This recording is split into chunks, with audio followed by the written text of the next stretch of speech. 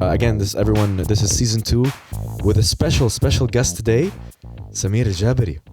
Thank you. Thank you very much for having me here today. It's a beautiful weather outside. So yes, it's amazing. I've enjoyed my journey coming here. I really liked you won the Public Speech Award in DTAC. Yes. 2018, right? What I really liked about it was you talked about this Unsingle Me. Yes. You guys should watch it. It's actually quite funny. And I have another question about it. But, but why did you choose the topic about this, like the pressure of getting married? What was the reason behind that? When I first started my public speaking journey and for the competition, I had a mentor. And I sat down with my mentor at one time in a coffee shop. That was like the first time we meet. And for me, I have no experience, anything to do with public speaking. And they just said, hey, this mentor, she's good. She'll put you there. I'm like, okay, fine. So we sat down together and I told her, okay, so what am I going to talk about? She's like, no, you tell me what you're going to talk about. I'm like, you're my mentor. You're supposed to tell me what am I going to talk about. Like, I have in 2 weeks, the contest starts. Like, I need to be ready in 2 weeks. You had 2 weeks to prepare? Yeah, it was just 2 weeks before the actual contest starts. And for 3 days, I just meet with her. She sits down there, sips on the coffee, and she just tells me, yeah, what are you going to talk about? And then I ask her, and she says, no, you tell me, what are you going to talk about? So for 3 days, we're just like chatting, and I'm just talking about my daily life, normal things that I go through every single day. At one point, my marriage pressure surfaced, and I said a few things, and all she needed to do was just like put her hands on it, like, stop here. That's interesting. And that's when I realized, I'm like, well, that's a big part of my life and a big part of a lot of people that I know. And that's something definitely it can touch everyone because everyone goes through. Whether you're married, you're not married. If you're married and you're done, you probably went through it. If you're not married, probably you're going through it now. Yeah. But it's something that everyone can relate to it, and it's light. And it can be funny at some point. And for a humorous competition, I'm like, okay, let's find out how we can make this funny. Making it from pressure to... Oh, nice. So you went away and you tried to make it in a stand-up comedy kind of style. Yeah. This is what I noticed. Yeah, this is the other thing. In Toastmasters especially, because they have this category, which is humorous speech. At the end of the day, it's a speech. It's a little bit different from the stand-up comedy. In the stand-up comedy, you don't have... there's no structure. You can be talking about your childhood and then you can move down to when you were working at the office 2 days ago, and then you can talk about your friend. So there's no structure as long as you just make the people laugh, right? There's no specific structure. But in Toastmaster Humorous, you have a theme, you have a story, a structure, beginning, middle, end, and you're sticking to that same. Yeah. But in that speech, there is a lot of jokes. So it ends up to be something similar to stand-up comedy. Yeah. That's why everyone's like, can you do stand-up comedy? I'm like, well, I can do anything. I really like it. And my next question to you from this topic, actually, what advice would you give to people who are afraid of public speaking? With that, allow me, probably, I'll just tell you the story of how it started with me. That might, lead to the answer of this question. So the way how I started with public speaking, I never knew that I can be in that field of doing public speaking. But it happened... it was late 2017. I saw a video for a public speaker. He's a Toastmaster as well. His name is Mohammed Al-Qahtani. And the power of word, his speech was. He won the first public speaker worldwide. And he reached to the last level of Toastmasters. And it was in Las Vegas. He's Saudi. And he won the first place. And I watched his speech. And I'm like, I don't know what this guy's doing, but he's just so cool. I want to be like him at some point. But yeah, talking in front of people, that was not something that I, maybe 2, 3 maximum. Yeah. But then I keep overthinking, I get nervous and all this sweating and heartbeats and you see stars and you don't hear anything. You just hear yourself breathing. You feel your hands are getting too long and all that things that happens to you when you do public speaking generally. So at some point, it was early 2018, I heard there was an event and they were bringing Mohammed Al-Qahtani to Abu Dhabi. Oh, okay. So okay, no, let me go see. At that point, I didn't know what's Toastmaster is. I have no idea. So I went and I joined, and it was like a nice big stage, and there's just audience all over. So went there, I sat down all by myself, and he just spoke for about maybe 30 minutes, and he told his story. He's coming out from a person who stutters. He cannot speak in front of people. He had difficulty speaking, just not even to one person, and he's a stutter, and how he made that journey all the way until he reached to where he is as a world champion in public speaking. I was so inspiring, but I was like, okay, that's good. Yeah, you can just clap, and then amazing. Anyway, so Mohammed Al Qahtani finished, and another lady came up, and she said, okay, now it's time for table topics. I'm like, okay, table topics. So in Toastmasters, they have this category called table topics, where they just have a ball and there's papers inside. Okay. And then you need to go up to the stage, you pick one paper, and there's a question. And then you don't read it, but the person who gave you the question will read it for you twice only. And then straight away you need to speak for 2 minutes about it. So me sitting with the audience up there, hearing the concept, when she explained it, I started sweating already. like I'm not part of it. Yourself. Yeah, I just imagined myself. Yourself. I started sweating already. I'm like, good luck for whoever is gonna be there, you know. And then she just looked at the audience. She's like, okay, we want some, volunteers. Who wants to join? Volunteers, please come to the stage. Please try. And I'm like, no. So one person went. I heard the question. It made me even more nervous. And then second person made me even more nervous, and I can feel like my heart beats, The third volunteer she asked for, I had 2 guys next to me that I don't know. Very random. I went there by myself. Very random. They just looked at me with a big smile. They're like, yeah, go, try. It's so fun. And they started pushing me. And I'm like, I don't even know you guys. Leave me alone, Like, what do you want from me? They're not even your friends. They're not. I was like, no, go. It's very fun. Hey, well, go. Just to kind of stop them from poking me and saying go. So I raised my hand, and straight away she launched and I told, we have a volunteer here. There, come. I was like, okay, what did I put myself into? So I go up to stage, and every step I'm taking, and I'm just like, what did I do? Why? I go to stage and I see Mohammed Al Qahtani, the world champion, public speaking in front of me. He's just looking at me like this with a smile, and everyone else, and I'm like, okay, what am I gonna do now? So I picked the paper, and the question was, what is the one thing that you want the people to remember you with when you leave? This is the worst thing ever. It's like the worst thing. That couldn't be any other question other than that. So after the question, I didn't hear they asked you twice. So the first time I was so nervous. I didn't really hear the question. All I heard was like, and I'm like, say it again, please. She said the question again. And then she says, the floor is yours and you have the microphone. And then quiet. And I'm just looking around and I'm like, okay, what am I going to do now? And then I said, between me and myself, shuf. You have 2 options. On stage? Yeah, between me and myself. I'm like, shuf. You have 2 options. It's either you talk or you leave the stage, and probably you're going to regret it for the rest of your life because that's so embarrassing. I'm like, okay, what am I going to do? I'm going to bring it to my territory. I just created this thing. I don't know if it even exists as a rule. I said, I'll bring it to my territory. I'll speak about something that I know. Yes, they asked me a question. I'll find a way to bring it to what I know. I know about photography, filmmaking, media, all these stuff that I know. I'll find a way and bring it to my world, and then I can speak for a bit. Only 2 minutes, but they feel like they're 2 hours. I started talking. I'm like, hello, everyone. My name is Sameer, and I love photography and filmmaking. And I'm looking at everyone. Everyone is just like smiling at least me. They were smiling. Yeah, they're smiling at me, and I'm like, and subhanallah, like I don't know what happened to me. Just something actually hit me, and I looked up and I'm like, wait, what is the one thing that you want the people to remember you when you leave the room?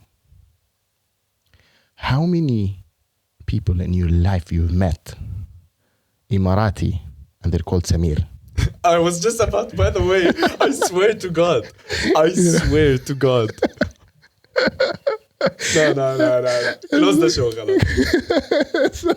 Done. And then, I swear to God, I was gonna ask this question when I was doing research. I'm like, يا أخي, his name is it's not Emirati, it's عادي, but I mean it's not Sameer. Exactly. Awesome. and I just saw like, you know, the crowd just like خلاص. They couldn't stop laughing. Everyone was just like, and straight away you gain a little bit of confidence and boost. Oh, yeah. That And I'm does like, break the ice. I'm like 100% in a million years. If you told me Sameer Al Jaberi, there is only me, you will remember me for sure. So I left the stage. I finished my 2-minute speech. There was 5 speakers that spoke, and I got the first place. Oh my God, this is so funny. And from there, when I joined the club Toastmaster for the first meeting, that's when they had the humorous competition. And they just looked at me, you want the one that would do that? Okay, you will represent our club, yalla go. I'm like, wait, this is the first day, you know, like, I don't know. Like, no. There is a good mentor. She's very good. She will teach you everything. You'll be fine. And that's how it started. Now, getting back to your question. Which was the, man, I'm tearing because of the advice. Well, I asked about the advice. Yes. 20 minutes later, yeah. Throughout all this journey, I've learned one thing. If you speak about something that you love, if you speak about something that you're connected with, nothing can shake you on stage. Mm. If you tell me go up on stage and speak about, I don't know, some mechanical, technical thing, or like statistics from work or whatever it is, I'm going to be, you know, not very comfortable. I'm going to be shaky and whatever. Speaking about, you know, this whole pressure about marriage, speaking about my name, people, they feel very connected to you. And definitely, you need to know one thing. You feed off the people's energy that's in the room. Mm. So if you start by giving them heaps of a lot of, like, you know, positive, good energy, they will send that back to you. You will feel very comfortable. Technically, in terms of like technicality, the one thing that helped me on stage, because until today, I still get, like, you know, nervous and all that. Rehearse. The speech you saw how I unsingle me, while I'm sleeping, I was doing it. Actually, I was one time, and I'm afraid of heights. And one time we were in a production, recce, or like a scout, for 6 Underground, one of the movies that we worked on. And I was asked, because I work in locations, I was asked I have to be on the chopper, with them flying. And it was a very uncomfortable one, I have to say. It's a little bit of, the type of it is confidential, but you've seen it in the movie. Yeah. The whole time, I was just like, okay, I cannot deal with this. The doors are open and we're just going left and right in a chopper, and I cannot deal with that. So I just started rehearsing my speech while I was there. So I'm just closing my eyes. I'm like, I'm thinking, and then the location manager and the production manager, they all looked at me and was like, is he praying? What is he doing? I'm like, no, I'm using my time to rehearse my speech. So that was one example. While I'm driving, I'll do it again. Before I sleep, I'll do it again. And I keep doing it again and again and again and again until you feel that it's, without thinking about it, you're just going to say your speech. Yeah. Okay. With time, you teach yourself how to be comfortable with it. But if you just think that you can wing it off and just, you know, improvise on stage, maybe some people can do it. But if you're not comfortable like me, I'm not a person who's really comfortable speaking in front of people. What helps me with that is rehearse, speak about something that you're connected with. When it's from the heart, it's from you, it will just connect with people. You'll feel comfortable. Rehearse, practice it, you know, look at it, have people, you know, telling you opinions about it, see, and then just go with it. Enjoy the time, like really enjoy the time on stage. That's awesome, man. It's very, very clear kind of steps that people can follow. I appreciate that. Thank you so much. Thank you. Another question for you. So I mentioned earlier, this is a random question, by the way. You mentioned earlier that you have a biker group. Can you? And it's called Throne Clutchers. Can you explain what's the name about? Why Throne Clutchers? Like, well, I Throne Clutchers. it's so aggressive, man. Well, Throne Clutchers. Throne Clutchers. بداية, like, okay, to start with, as bikers, we have a lot of biker groups here in Abu Dhabi, right? There's a lot. And me and my very close friends, we've been together for like more than 20 years. We skate together. I used to skate. And so we had this closed group together, and we had a lifestyle of skating together the whole time. And then we got to university and everyone had his own life. So we parted a little bit. And then bikes brought us back again. Now there's a lot of groups, and every group will tell you, hey, come join us, come be with us, da, da, da. The only thing is, I myself didn't like the many rules that these biker groups put. You know, you can't do this, you can't do this, you have to do this, you can't do this. I'm like, but you're taking the whole fun of it.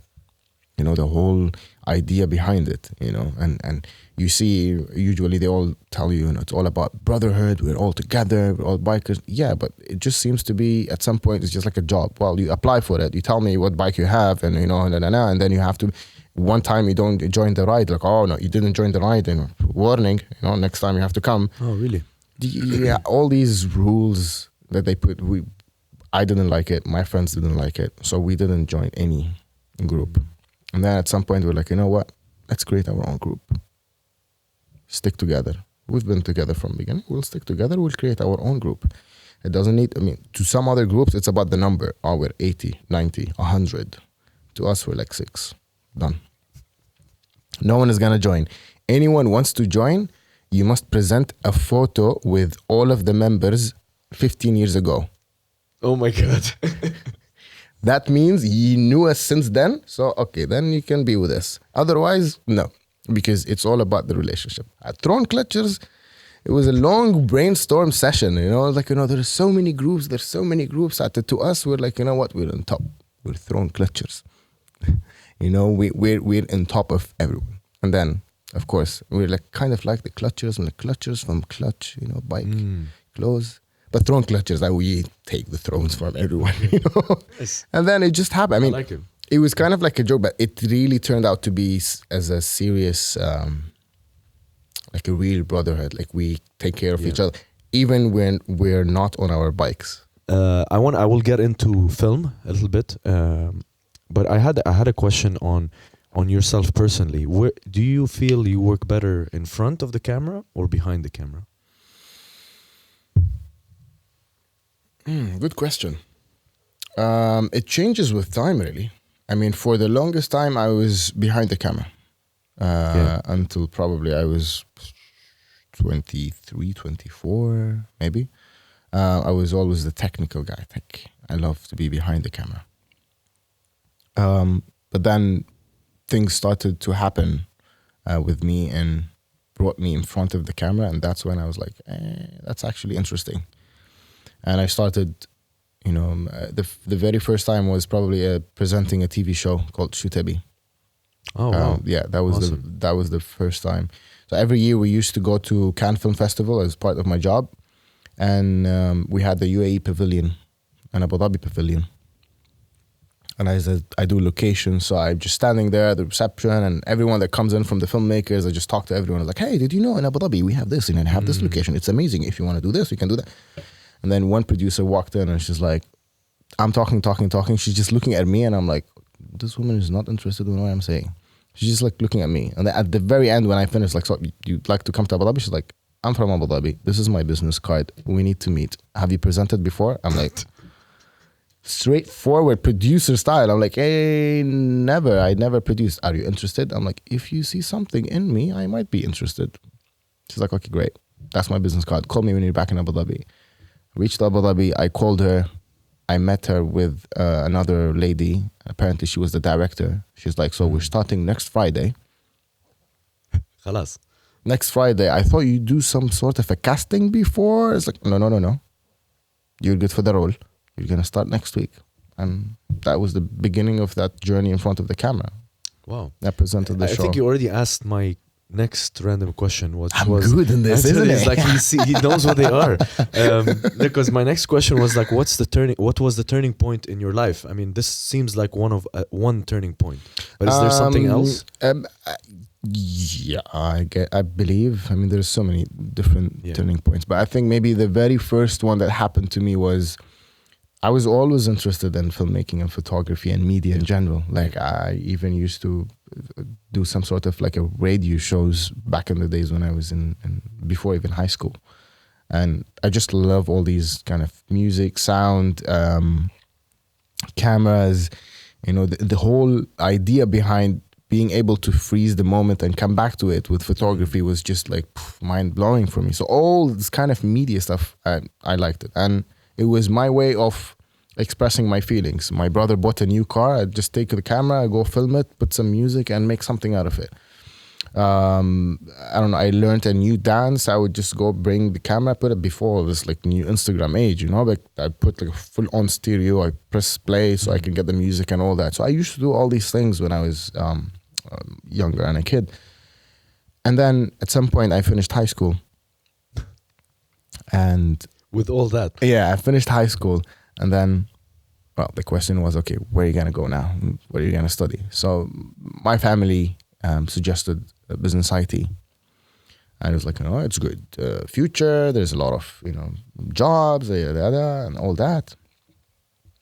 And then my brother and sister, they kind of planted this idea in my mind. It was like, what about you work in something that you love? So you work in something that this you like. normal idea. Yeah, you like it, and at the same time you can make money out of it. At some point, why not? And it is a field. Like you go to the university, it's legit. Like in the university, there's something called media, and you can study filmmaking and all that. So I was like, yeah, maybe let's see. I've registered business, IT, everything is fine. And then I went to the university, day one, Higher College of Technology, and I saw by coincidence my friend who was passing in front of me in the corridor. And I was like, hey, Saeed, how are you doing? Is everything is good? Yeah. I was like, where are you going? He's like, I'm going to the class, first class. I'm like, where? He's like, in the studio, media. I'm like, I'll come with you. I want to see it. So we go there. I saw the studio, which is as amazing as this place. And I just saw lots of knobs and cameras and lights. And yeah, I'm like, okay. So I went back to the registration desk. I'm like, can I change, please, my major? I changed my major to media, and I think that was the best decision I've ever taken in my life. And it just took me further. I mean, it made me follow my passion, yet also, you can say, making money out of it. Yeah. How crazy would it have been if you didn't make that decision? Oh, I would have been like a very IT techie person, probably stuck in a room and in a cubicle. Yeah. I mean, again, it's a different life, but it's crazy to see. I mean, it's right, but it can be wrong. I know a lot of my friends who are like engineers, but they're super good in media and they're presenting and they're directors but it will take them at that point that they need to do a decision to leave what they've worked on for like 6 years and get into something else. Well, the only difference with me that I've done that decision at the beginning, so I don't need to do something later on. And the older you get, the more pickier and more careful you become when it comes to decisions like this. Of course. So let's get into filmmaking. Hola. I'm going to get into the صلب الموضوع يعني. جاهزين. What I wanted to, so you work as a location manager? Yes, location manager. Okay. And so how was the experience, for example, in the movie Six Underground or some of the movies that you've done? What is that experience like, being a location manager? Well, what is that like? Locations locations is very interesting because that's everywhere in the movie industry. They'll tell you locations are the first people they come and the last people they leave. So we spend the most time with everyone, like ops. and at the very beginning everyone will depend on us as locations because we start everything with the location. We establish all the relationship, what can be done, what's not. So you even have to speak to the people in that location. And Exactly. so it's not about just site visit and Oh, everything. no. So it starts with, first of all, breaking. Like, for example, for me, right? Let's say when we film Six Underground. So Michael Bay, for example, he will send the script over and we look at the script. Michael Bay, for example. For example, يعني, I was like, we love him so much, but mashallah, he did so much hard work in Abu Dhabi. Yeah. Like, you've seen the movie, like, whoa. Yeah. Anyway, so we'll send the script, we'll look at it, and we'll see the locations that can be in Abu Dhabi, and sometimes they will recommend. For example, in Six Underground, Hong Kong was in Abu Dhabi. So how does Hong Kong look in that script? So, okay, buildings, very modern, construction site, yada yada. Okay, all these things we can work around and find a location in Abu Dhabi. And the more you have everything consolidated in one location, you save you save money. So that's the first thing. And then what happens is, like, we go out as location manager. I'd go out, recce, scout, look at the locations, take photos of it, and then send it to the director. He'll look at it. Okay, I'm interested. And then we arrange for a visit for the director to come. And then Michael Bay came. It was interesting. It was during Ramadan, actually, in that year. We went, we saw the locations, and everything is good. And then once they're interested, that's when the real work starts, where we'll go to the locations, work on an agreement. What do we want to do? What's possible? What's not? And we need to speak about, like, proper size of a Hollywood feature film production. That's a lot of job that needs to be done. And, you would have, for example, at least somewhere between 15 to 20 trucks, equipment, trailers, and whatever, and catering, whatever.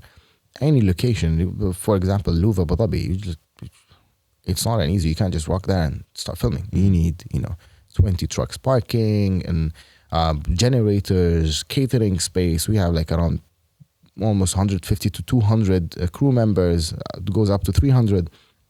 So we look into all these logistics, and on the location as well during the filming.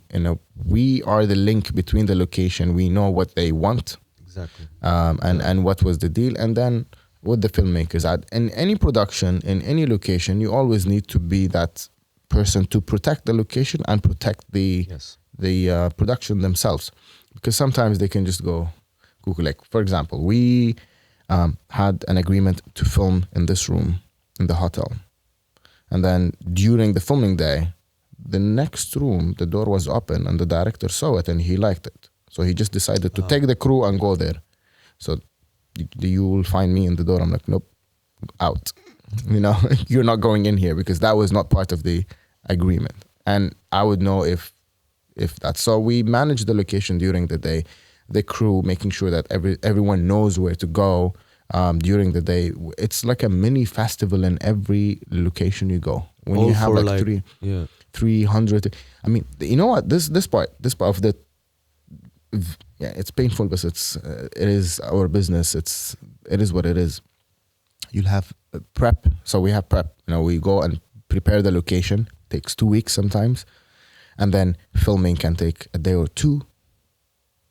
And then you have like 300 or like 350 crew members with hotels and catering and yada yada. And we're blocking in Musaffah, for in Six Underground. We blocked the entire block.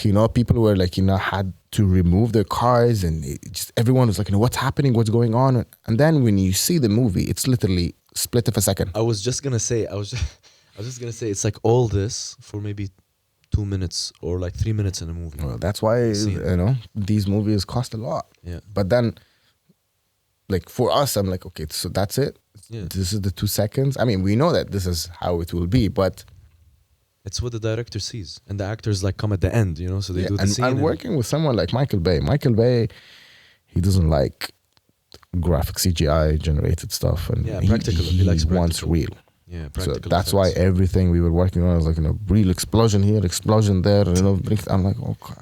Yeah, some of the car flips in that movie, and they were all the real. crashes and all that. They're all real. That reminded me, they're all real. They're all real, and that reminded me of another production we worked on, Fast and the Furious, when we filmed it. So there is that scene when you see in Etihad Towers, the car goes from one building to another building. So that was not real. That was not real. Now, during the scout or the recce that I told you with the director, we had the location manager. No, yes, it was myself, the marketing manager, and the, I think, head of the hotel. I can't remember who from the management of the hotel. They were all there, and we were all sitting in that floor. It was completely empty, and the director was there. And the director was really cool and was very excited, and he's talking and he's looking at the window. And so until now, the management of the hotel, they don't know where we're filming. Like, they don't know the script, right? Obviously, the director knows. So he's looking at the windows like, yeah, well, hey, we'll bring the car here, and then the car will go from here to the another building. We'll come out from this, and we'll go under. So that I was the location manager with, the international location manager. And then the team from the hotel, they came up to us and was like, Sameer, we did not talk about cars in here and jumping to the other building. And I'm like, yeah, I know, it's fine. It's like, no. You cannot bring a car here. We're at, I don't know, like 22nd floor or something. It's like, no. Car from one window to another. I was like, no, this is not happening. It's fine. You'll be fine. So that part was CGI. CGI, yeah. Yeah. So they removed the window, and they've just put, so many different cameras and different angles, and then they did it again in a studio out of Abu Dhabi. Yeah, I mean, as a spectacle scene, it's really cool. But yeah, it was. That movie was very special so because it did put it. Abu Dhabi in the map. It really did put Abu Dhabi in the map. Like, we had some other movies great, like Star Wars, for example, which is amazing. But Abu Dhabi was Jakku. So yeah, it didn't have the same kind of set locations that the other films had. Yeah, and then for example, Six Underground. We had the Louvre, which was Abu Dhabi, that part. But then the rest we did. Hong Kong, there was Nigeria, there was all these locations were double. That was we call them double, so that they double for Nigeria, Afghanistan, Kabul. They double for different countries, Iraq, different countries in the Middle East. This is what we're good at, because you have the infrastructure, you have the equipment, you have the crew, you have the rebate, which basically we, as a government, Abu Dhabi government, give them 30% back from whatever they spend. So you have so many different advantages coming here, and then all you need to do is change the signs and put some Chinese, for example, or something, and you're in another country. Nice. And then 50 minutes down the road, you're in the biggest desert you can think of. 20 minutes, you're in a modern city, and then so 30 minutes, you're on the beach, and everything is close to each other.